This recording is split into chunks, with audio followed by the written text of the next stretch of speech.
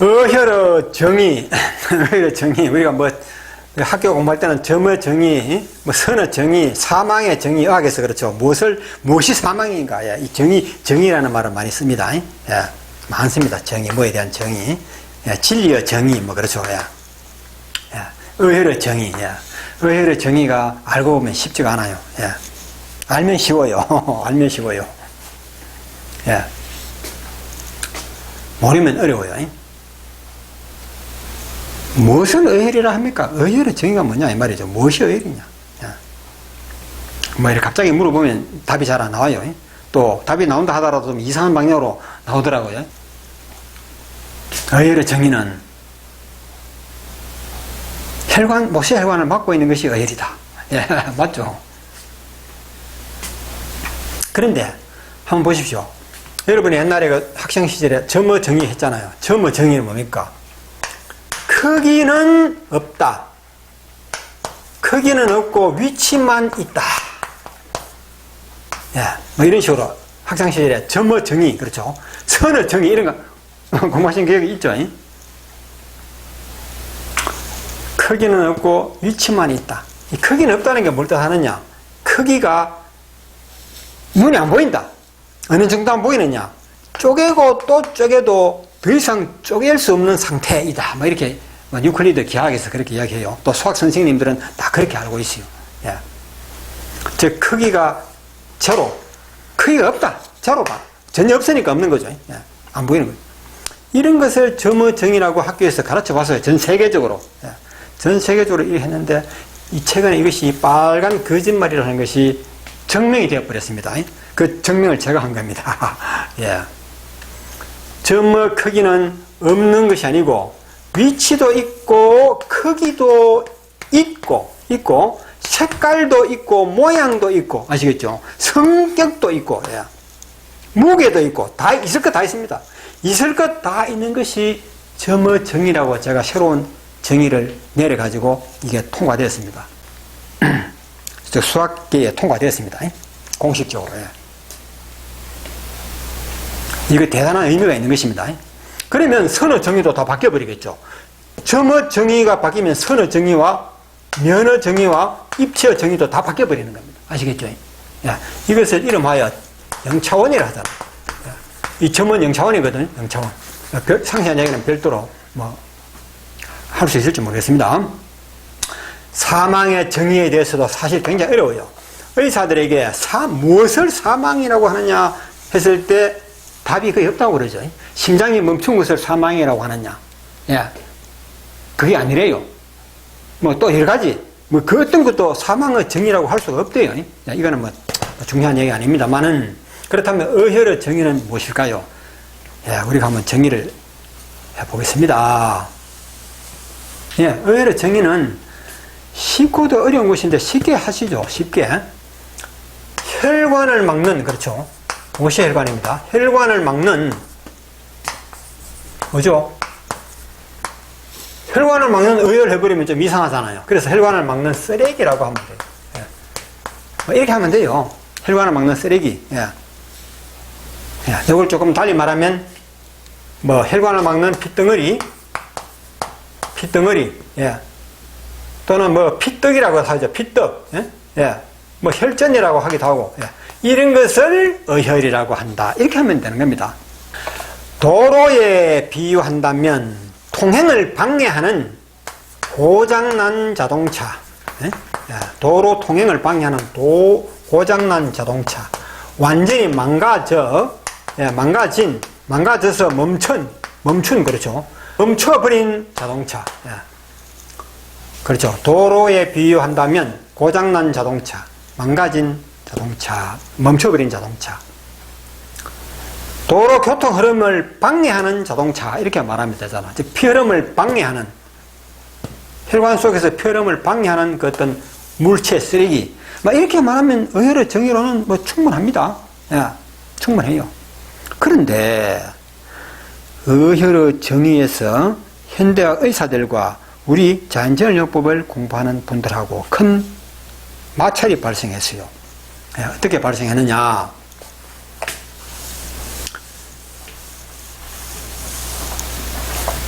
이 의혈을 뽑아서 병 고치는 요법을 실천하는 사람이 어느 날 의사에게, 의사 선생님, 사혈해도 됩니까? 이렇게 물었어요. 그래서 사혈해도 됩니까? 물으니까 의사는 당연히 안 된다 그러죠. 의사들이 알고 있는 사혈은 우리가 알고 있는 사혈, 정혈요법하고 다른 거잖아요.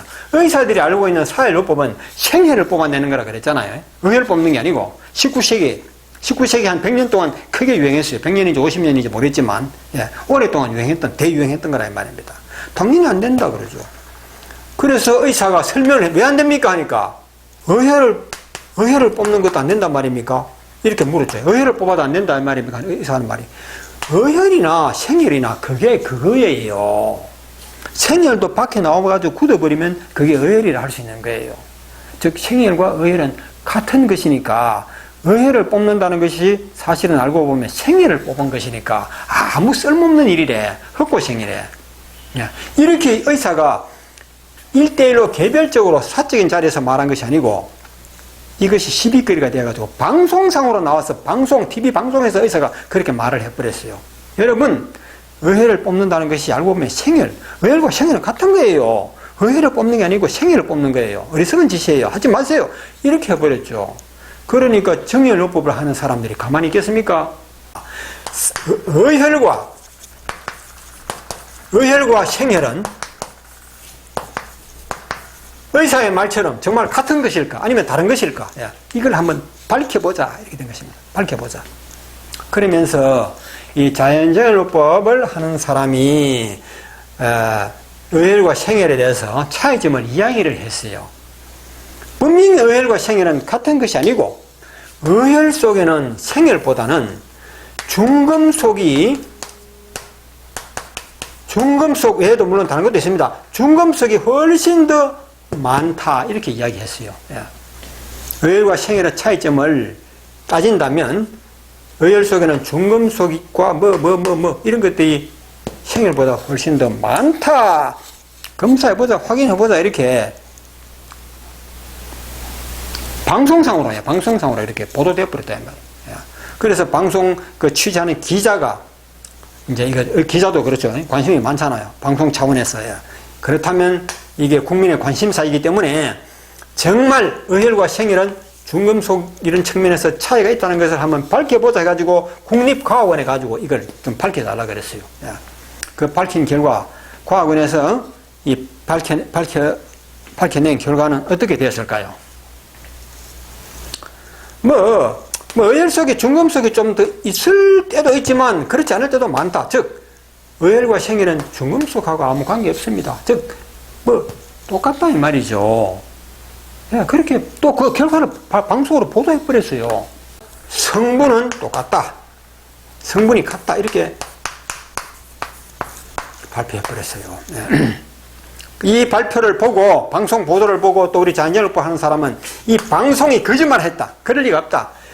분명히 의혈 속에는 중금속 같은 것이 뭔가 불순물이 더 많이 함유되어 있는 것이 명백하다. 무슨 독소가 있다거나 그렇죠.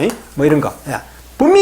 분명한데 이 방송이 허위 보도를 하는 것이다 하고 노발대발 우리 학회에 저한테도 연락 왔어요. 이거 어떤 형태로든 저 의사가 거짓말 했다는 것을 증명해야 된다. 밝혀야 된다. 이대로 있으면 절대 안 된다 이거죠. 그래서 제가 그랬습니다. 의사의 말이 맞습니다. 의혈과 생혈은 같다고 말할 수 있습니다. 완전히 같다고 말해도 별로 문제가 없습니다. 우리가 이론적으로 논리적으로 우리가 증거예요. 정말 큰 손해 봤죠. 우리 자연정혈법이 큰 손해 본 겁니다. 자연정혈법에 대한 이미지가 엄청 손상됐어요. 이런 보도 때문에. 방송상으로 우리가 져버렸잖아. 그렇죠. 우리가 거짓말하는 사람 되어버렸잖아. 무시하는 사람 되어버렸잖아요. 그래서 의혈의 정의에 대해서 우리가 바로 알지 못하면 그런 결과가 온다 이 말입니다. 의혈의 정의를 그래서 성분으로 분석할 때 어떤 결과가 나올까요? 성분 분석입니다. 성분을 분석하게 되면 생혈과 같다. 이걸 꼭 알아두셔야 됩니다. 왜 같으냐? 검사 안 해봐도 답이 나오잖아요. 분석을 안 해봐도 답이 나오잖아. 무슨 분석 기계를 도입해가지고, 엄청난 그 과학적인 기계를 도입해가지고, 분석해봤죠? 이렇게 나오게 돼 있다. 이걸 아셔야 돼요. 왜? 의혈에 대한 정의, 개념을 우리는 바로 바로 알아야 한다 이 말입니다. 어혈이 왜 생기느냐? 어혈이 왜 생기느냐? 이걸 우리는 알 수 없는 거예요. 알 수 없다는 게 이게 정의예요. 어혈은 왜 생긴다? 이걸 뭐 대충은 말할 수 있지만 정확하게는 우리가 말 못해요. 다시 말해서 생명의 비밀을 밝히는 것과 같다 이 말입니다. 생명의 정의, 비밀. 생명의 정의를 우리는 말할 수가 없잖아요. 비밀. 생명의 비밀, 죽음의 비밀, 정의. 이거는 우리 인간의 입으로 논할 수 있는 분야가 아니라는 걸 아셔야 돼요. 우리 인간이 아무리 똑똑하고 연구해도 알 수 없는 분야는 알 수 없는 거예요. 감히 그런 것까지 우리가 다 알고 자면 안 된다 이 말입니다. 그냥 어혈이란 혈관을 털어막고 있는 그 쓰레기, 뭐 혈전, 피떡, 상식적으로 그냥 그렇게 말하는 게 어혈의 정의를 바로 말하는 것입니다. 자, 보십시오. 어혈과 생혈의 정의를 말하는 것은 어혈은 죽은 피를 하기도 하거든요. 생혈은 살아있는 피 아닙니까? 그렇죠, 생혈. 죽은 피와 생혈, 살아있는 피의 차이점을 말하는 것이고, 살아있는 사람, 산 사람입니다. 산 사람과 죽은 사람의 차이점이 뭐냐를 말하는 것과 같은 거예요. 죽은 사람. 그리고 뭐 사람만 해당합니까? 사람 말고도, 그렇죠? 살아있는 나무, 산나무와 죽은 나무, 그렇죠? 죽은 나무. 그리고 생선, 살아있는 생선과 죽어버린 생선. 차이점이 뭐냐? 차이점은 우리가 알 수 있습니까? 없습니까? 누구나 알잖아요. 유치원 애들 보고도 이 생선은 살아있느냐 죽었냐 물으면 그거는 죽었어요. 그거는 살아있어요. 다 알잖아요. 그 아이가 삶과 죽음의 의미를, 정의를 알아서 그렇게 말하는 게 아니고, 우리는 하나님이 창조주가 이 세상에 내어보낼 때 죽음이 무엇이고 삶이 무엇이다 하는 것은, 산 것이 무엇이고 죽은 것이 무엇이다 하는 것은 직감적으로 알도록 만들어 놓았어요. 뭐 정의 이런 말로 설명할 수 있는 게 아니라 이 말입니다. 산 사람, 죽은 사람 누구나 다 구분하잖아요. 살아있는 나무, 죽은 나무에 다 알잖아요. 그런데 이걸 성분으로 분석해가지고 차이점을 말한다는 게 이거는 말이 안 되죠. 성분은 생명, 죽음과 삶과 아무 관계없는 거라 이 말이죠. 즉 죽은 피와 살아있는 피, 즉 생혈과 어혈하고는 관계없는 거라는 걸 아셔야 돼요. 그래서 죽은 피와 생혈은 성분은 똑같이 나올 수밖에 없고, 살아있는 사람의 살점을 떼가지고 성분 검사하고 죽은 사람도 그렇게 검사해 보세요.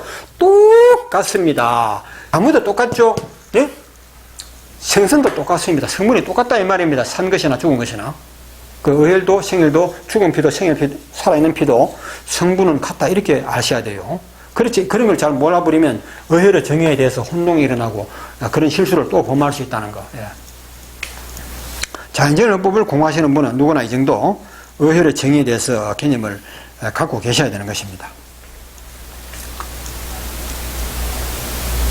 자, 조금 더 설명하면, 중금속이라 하는 것은 현대인들이, 그렇죠, 수질오염, 공해, 대기오염, 이 수질과 대기 속에는 중금속이 많이 들어있어요. 또는 뭐 나쁜 무슨 화학물질 이런 거. 물론 현대인들의 의혈 속에나 몸속에는 이런 것이 좀 많을 수 있습니다. 그러나 중금속이 없던, 대기오염, 수질오염이 없던 원시시대, 그렇죠, 원시시대에도 이 사람이 나이를 먹고 세상을 오래 살다 보면요, 혈관 속에 의혈은 막힌다 이 말입니다. 아시겠죠? 이것만 봐도 중금속하고 성분하고는 관계없다는 걸 알 수 있잖아요. 그럼 뭐냐? 어혈의 비밀을 알 수 있는 사람은, 존재는 조물주밖에 없다는 것이죠. 즉 생명의 비밀은 조물주만 알고 있는 거죠. 우리는 그까지 다 밝히지 못하는 겁니다. 생명의 원천은 피에 있고, 이 생명의 원천은 인간의 힘으로 어찌할 수가 없어요. 즉 피는 아무리 과학이 발달해도 피는 인간의 손으로 만들 수 없다고 지금 그렇게 이야기하고 있어요.